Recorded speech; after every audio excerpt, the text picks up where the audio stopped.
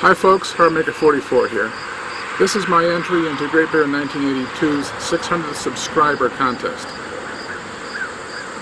Of the prizes available, I would like the tomahawk. I don't have one. That's my primary reason. I have knives similar to the other knife, the knife he's giving away, and the $50, while it would be great, I can definitely use it, it's just money. It's gone too quick. The tomahawk, should I win it, would be a reminder. That would be a wall hanger and also a used item. But when I'm not actually using it in the field, it would be on the wall, bringing a smile to my face. Okay, let's get on to the fire making video. If I need to explain anything after that, I'll probably do it in a text screen. On to the video. But first, forgot to mention something. I chose not to use alcohol for my stove because I'm going with more of a survivalist zombie apocalypse scenario. Under such a scenario, any liquid accelerants, alcohol, gasoline, kerosene, any flammable liquid would be a very expensive item to obtain. So you should boil water with something much cheaper and universally available. That's why I went with wood. So much for the explanation, folks. Now comes the video. Honest.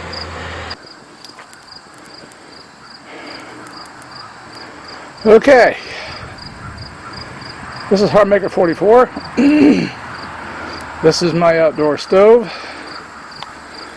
So I can zoom in on that.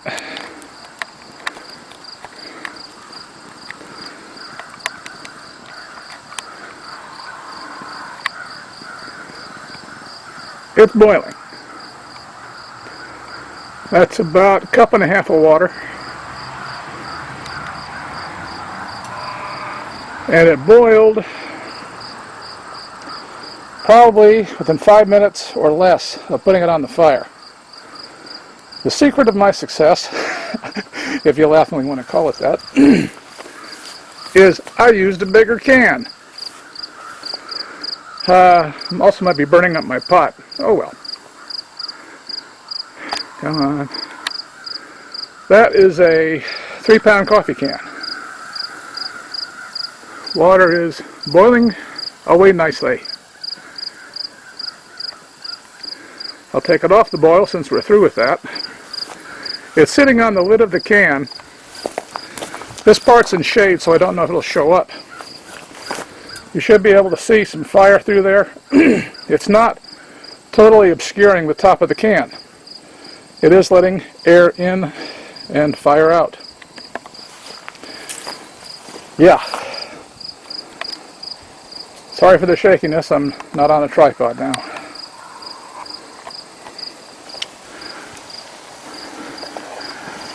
Get that off. And there's my fire.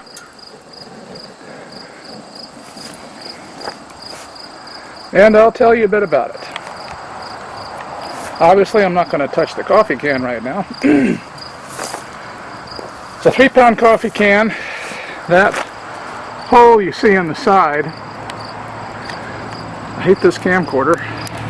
Excuse me. Sorry if it makes you nauseous.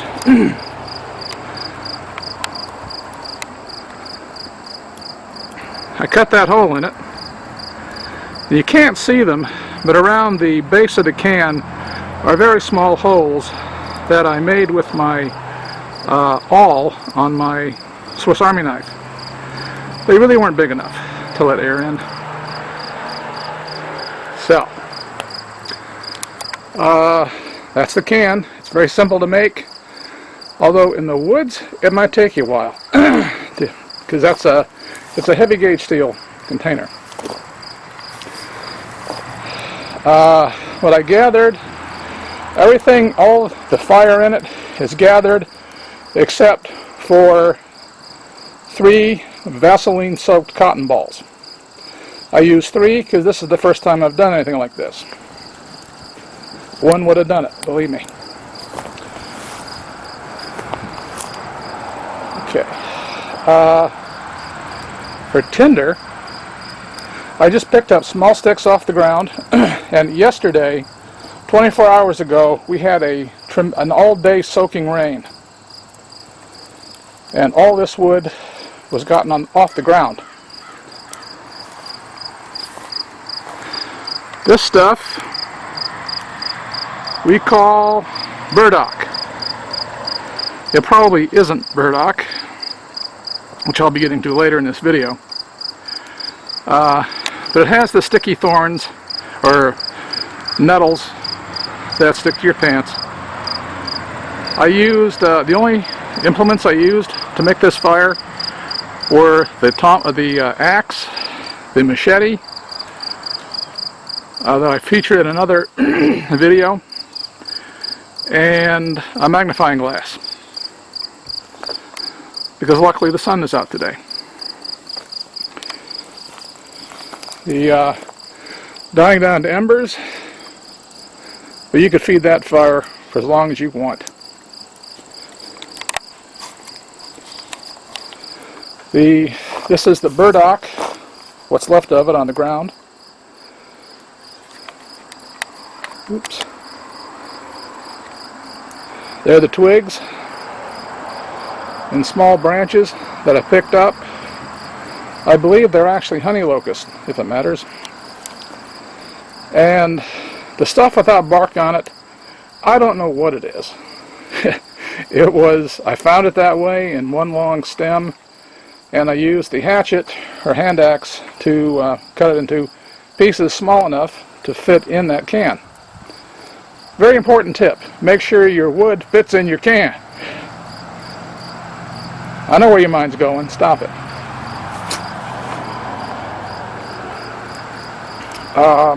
After that, it was simply a matter of putting the small stuff in first, the big stuff on top of that. I should have taken a picture before. Okay, I've let it go out. I could probably, there's still embers glowing in there, but I'm done. I've boiled my water.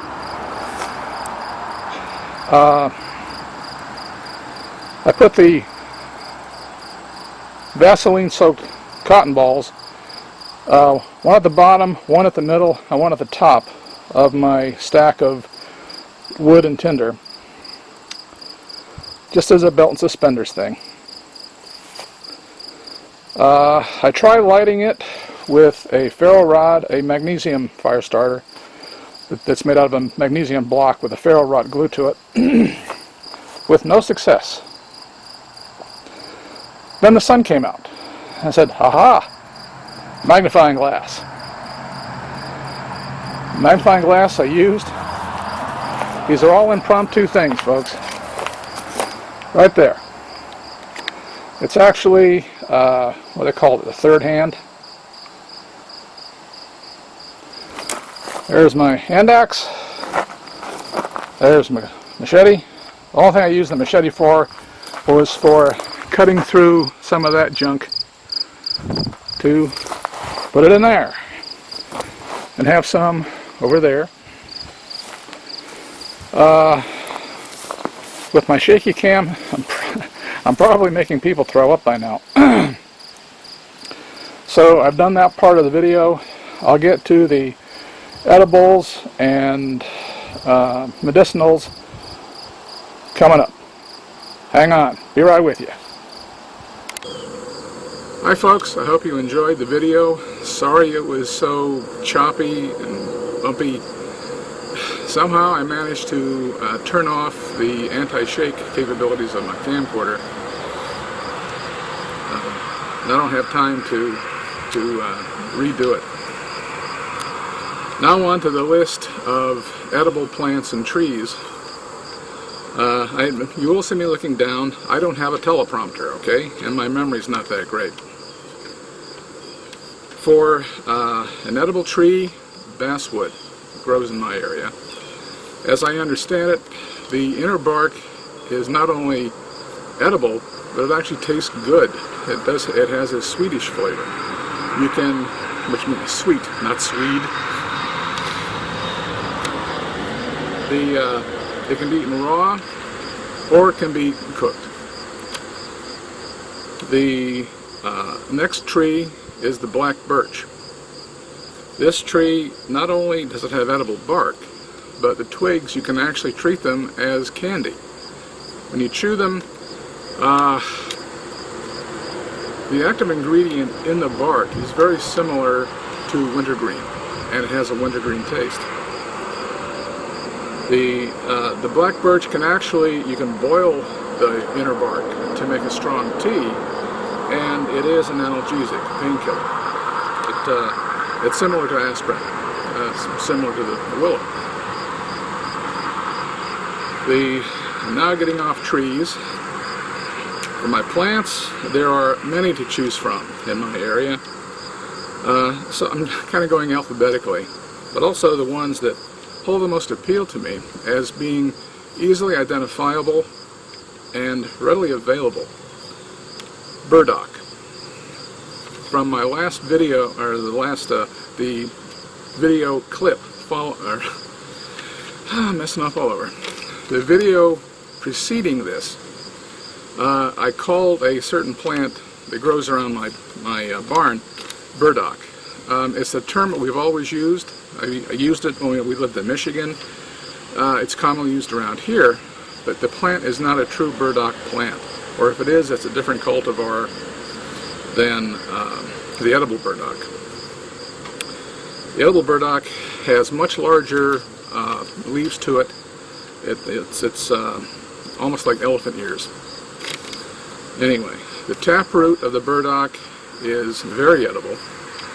It is similar to potatoes if you cook it long enough. Medicinally, the plant can be used, the leaves of the plant can be ground up, torn up, mixed with water and a little bit of mud, and applied to bruises, cuts. It acts as a poultice. And also the root is a detoxifier, whatever they might mean by that. Cattails. Everybody's familiar with cattails. I don't think I have any growing on my property, but right down the road there's a large stand of them. The inner core of the shoots are edible. If you get them at the right time of year, they're actually delicious, from what I understand. Kind of a combination of cucumber and zucchini. Medicinally, there is a jelly that you will get on your hands as you core the peel, or peel the cores. And it's also between the leaves, that it can be applied to wounds or any type of external inflammation to soothe pain. The last one, and probably the most important from a nutritional standpoint and survival standpoint, is chickweed. Chickweed grows just about everywhere in the U.S. It's named chickweed because chickens like to eat it. You can eat it raw in a salad, or you can cook it, and tastes much like spinach. The medicinal use, it's a multivitamin, folks. It's a multivitamin. Instead of in a capsule, it's a plant. I love that. You can make boil a tea out of it, and the tea does have mild diuretic properties, which means it makes you pee. For those with high blood pressure, it could aid that tremendously. Okay, that's it. That's my entry into this. Thanks, GB. Catch you later, folks.